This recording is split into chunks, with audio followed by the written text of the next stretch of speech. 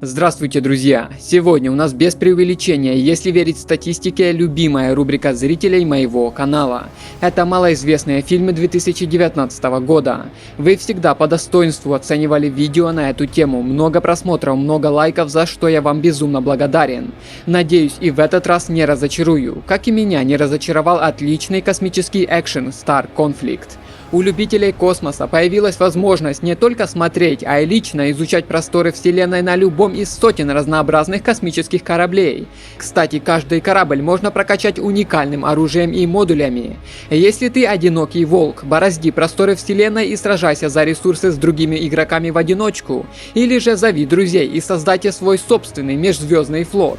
В Star Conflict есть режим открытого космоса, в котором ты можешь летать куда угодно, посещать удаленные колонии, собирать ресурсы для улучшения флота, открывать технологии, сражаться в турнирах и многое другое.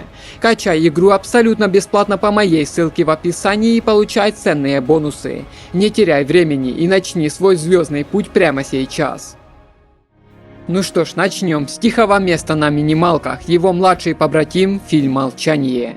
По сюжету однажды спелеологи вскрывают древнюю пещеру в Пенсильвании, тем самым выпустив на свободу агрессивных кровожадных существ, больше всего похожих на летучих мышей. Твари слепые, ориентируются только на звук, быстро перемещаются и довольно шустро размножаются. Поэтому вскоре распространяются по Северной Америке, неся разруху и уничтожая человеческую цивилизацию.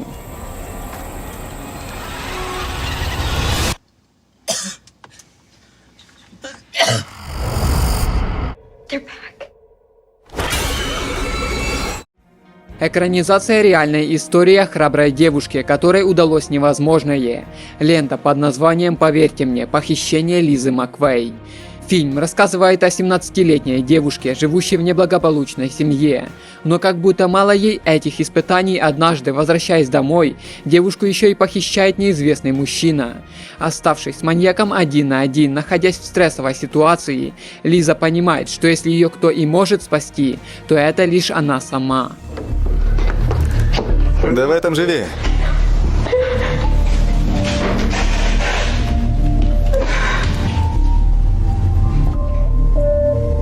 Не сдавайся.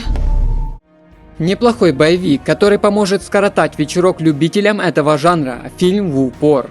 В центре событий оказывается Пол, медбрат из отделения неотложной помощи, который должен вот-вот стать отцом. Однако счастливые дни ожидания появления малыша заканчиваются, когда в больницу доставляют тяжело раненого преступника. Его сообщники намереваются вызволить подозреваемого, а главный герой становится невольным заложником в этой непростой ситуации. Отполируйте до блеска и натрите диски. Выйдите нафиг из машины. У меня баллончик в сумочке. А у меня ствол в кармане. Что это за гребаная автомойка?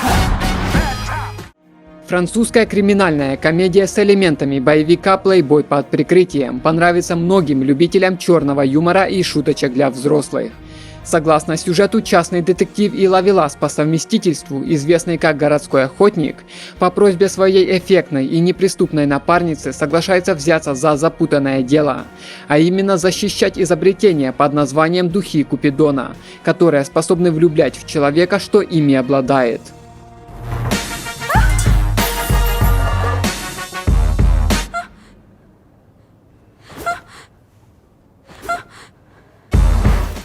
Отличная спортивная драма, рассказывающая историю успеха британской рестлерши, выступающей под ником Пейдж. Борьба с моей семьей. Патрик и Джулия, родители главной героини, одержимы рестлингом, работая в местном спортзале и проведением показательных выступлений. И вот, однажды их дети, Зак и Сарая, разделяющие родительское увлечение, получают уникальную возможность пройти довольно своеобразная, но неплохая фэнтези-драма, возвышаясь над тенью, рассказывает историю о молодой девушке, однажды ставшей невидимой. Поняв, что сделать с этим она ничего не может, ей пришлось смириться со своим положением. Героиня приноровилась использовать свою новую способность в собственных целях, но оказывается, что все же существует человек, который может ее видеть. Им оказался участник боев без правил. Может, он поможет девушке вернуться в наш мир.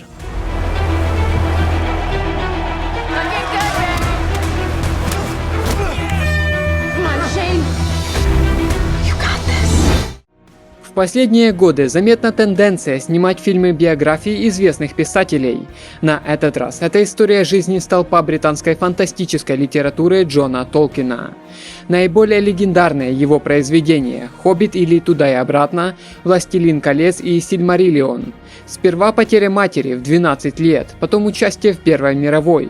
Несмотря на тяжелую судьбу, герой все же сумел найти свой собственный путь в жизни и обрести настоящих друзей, любовь и семью. Я сочинял истории, легенды. Расскажи мне историю. На любом языке. Основанная на реальных событиях лента под названием «Хранилище» расскажет, как в 1975 году группа преступников совершила крупнейшее ограбление в Америке, украв свыше 30 миллионов у итальянской мафии. Главными действующими лицами выступили мелкие преступники Дойса и Чаки, которые долгое время грабили лишь небольшие магазины. Однажды друзья познакомились с французским бандитом Джерри, работающим на босса итальянской мафии, который и предложил им осуществить ограбление. Здравствуйте, парни. Эта часть тюрьмы намного более приятная. Я работал с этими итальянцами. Они стали слишком жадными, и я собираюсь бросить им вызов. Норвежская историко-приключенческая драма, основанная на реальной биографии, рассказывает о взлетах и падениях полярного исследователя Рауля Амундсена. Будучи молодым и амбициозным, путешественник грезил об открытии неизведанных полярных земель. В погоне за мечтой герой жертвует всем – семейными узами, дружбой, любовью всей своей жизни, получая взамен лишь ледяные пустыни. И даже риск для собственной жизни не остановит его в попытках достичь поставленной цели. Разве я не ясно выражаюсь? Считайте, что вы окажетесь на другой планете. А вы как думали? Это очень рискованно. Тяжелый фильм, основанный на биографии Кэмерона Тодда Уиллингема, который был обвинен в гибели троих своих детей. Испытание огнем. Тогда весь мир отвернулся от мужчины, видя в нем лишь страшное чудовище. Однако на его защиту встала Элизабет Гилберт, мать двоих детей из Хьюстона, отказавшаяся признавать обвинительный приговор. В течение 12 лет она поддерживала Кэмерона, изучая всю доказательную базу по его делу.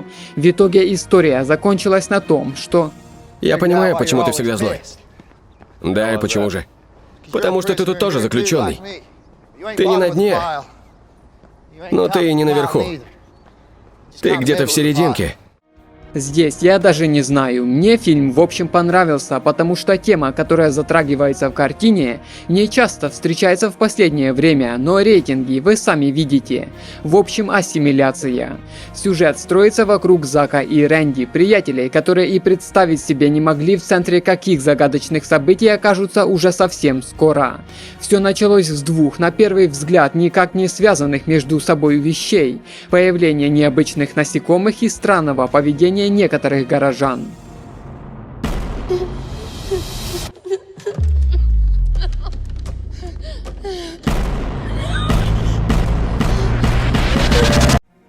В следующем же фильме нашего топа все наоборот. Зрителям он куда больше понравился, чем мне. В общем, 100 вещей и ничего лишнего.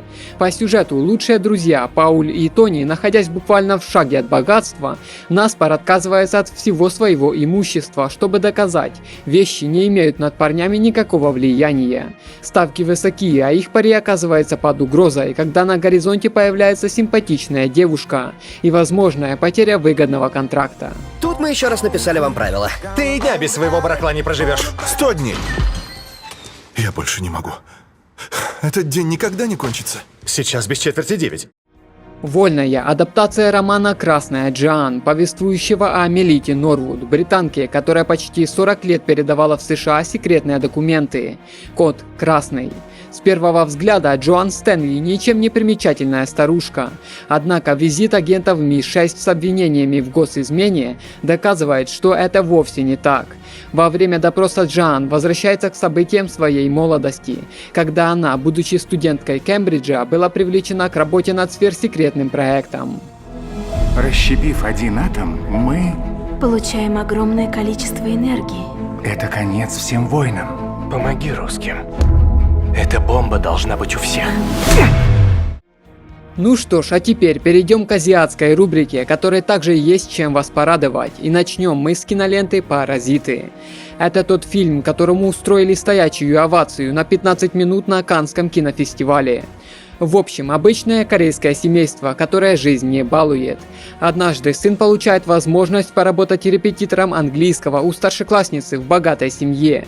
С помощью поддельного диплома парень успешно проходит собеседование и, произведя на хозяйку дома хорошее впечатление, придумывает необычный способ решения финансовых проблем своих родственников. Старший сын Китхэка идет на собеседование, надеясь получить работу репетитора с высоким окладом. Как же нам это кстати? Который раз убеждаюсь, что криминальные триллеры от Южной Кореи, в актерском составе которых числится актер Ма Дон Сок, можно смело смотреть, ибо это всегда годнота. Бандит, полицейский дьявол. 2005 год. Криминальный босс провинциального городка подвергается нападению маньяка и оказывается единственной выжившей жертвой. Репутация подмочена, единственный способ восстановить авторитет – найти нападавшего и отомстить. Но для этого ему придется объединиться с местным полицейским. Я его сам быстрее найду. Да? Поспорим? Качественная китайская фэнтези, детектив Ди 4 небесных царя. Это третья часть саги о невероятных приключениях знаменитого сыщика. На этот раз Ди получает в дар от императора могущественный артефакт – жезл укрощения драконов. Однако императрица Ву считает, что тот может попытаться захватить власть и пожелала любой ценой вернуть артефакт обратно. Ди предстоит раскрыть таинственное дело, в котором тесно переплетаются дворцовые интриги и сверхъестественные события.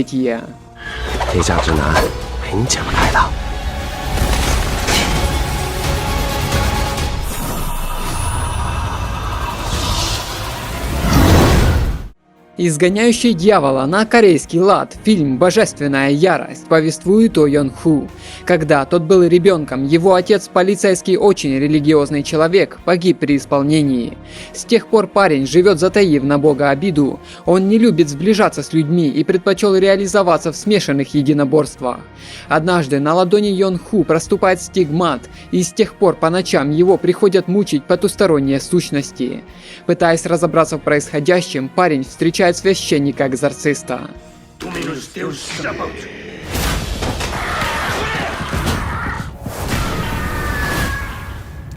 Что это такое? День независимости на китайский лад, фильм «Шанхайская крепость», расскажет о том, как земляне сумели раздобыть некое космическое вещество, которое ускорило технический прогресс по всей планете.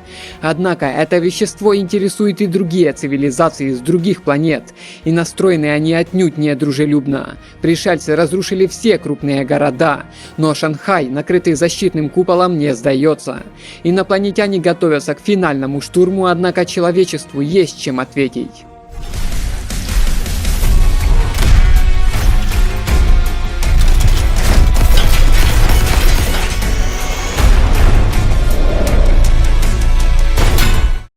Еще одно яркое китайское фэнтези в лучших традициях этого жанра – «Рыцарь теней между инь и ян». С одной стороны, фильм снят довольно сказочно и по-детски, а с другой это весьма красивая история, не обделенная юмором. Как бы там ни было, смотреть данную ленту уж точно было не скучно. Поведает она о писателе и охотнике на демонов Пу Сунлине, который расследует исчезновение девочки и вторжение злобных монстров из параллельного измерения.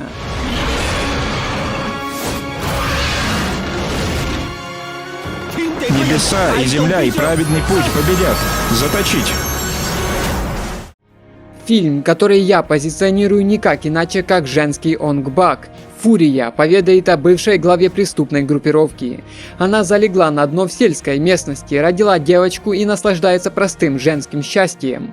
Поскольку делать женщина ничего полезного не умеет, то занимается сбором доходов. Внезапно ее дочь похищает международная организация торговцев людьми, а значит женщине придется вспомнить все свои навыки бойца, чтобы спасти дочь.